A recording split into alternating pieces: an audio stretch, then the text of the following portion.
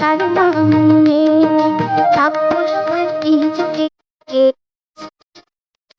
గొప్పవాళ్ళు చెప్పినట్టి చక్కని జ్ఞానం తప్పులు మన్నించుటే. నారి బాలల్లారా చెలయేటి తరగల్లారా మీ మాటలు తేనెల. అందమైనది, అద్భుతమైనది, మళ్ళీ రానిది, మళ్ళీ మళ్ళీ కావాలనుకునేది బాల్యం. చిన్నారులందరికీ బాలల దినోత్సవ శుభాకాంక్షలు. Happy children's day. బోసి నవ్వుల బుజ్జాయిలు, మృదువైన లేలేత పూరేకులు, ప్రేమను పంచే విశాలదాతలు, కుతంత్రాలెరుగని శాంతి కపోతాలు, రేపటి భావి బంగారు పౌరులందరికీ బాలల దినోత్సవ శుభాకాంక్షలు. Happy children's day. C for cute, H for happy, I for intelligent, L for lovable, D for darling, R for really sweet, E for endearing, N for nice. Children, you are the future of our country. So on this day, I wish you joy and success in whatever you do. Happy Children's Day. Children are the future. Nurture them right so that they grow up to be able leaders and lead the world towards light. Happy Children's Day to my cute children. She acts like Andhra Pradesh traditional girl. Wow.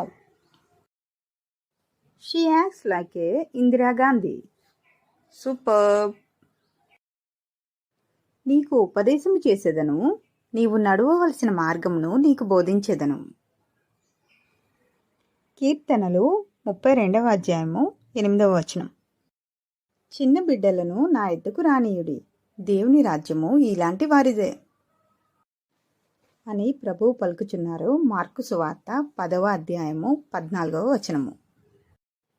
బాలుడు నడవవలసిన త్రోవను వానికి నేర్పుము, వాడు పెద్దవాడైనప్పుడు దాని నుండి తొలగిపోడు. సామెతల గ్రంథం 22వ అధ్యాయము 6వ వచనం. Children, obey your parents because you belong to the Lord, for this is the right thing to do. Honor your father and mother. This is the first commandment with a promise. If you honor your father and mother, things will go well for you and you will have a long life on the earth. Ephesians chapter 6 verse 1-3. Children are a crown to the aged, and parents are the pride of their children.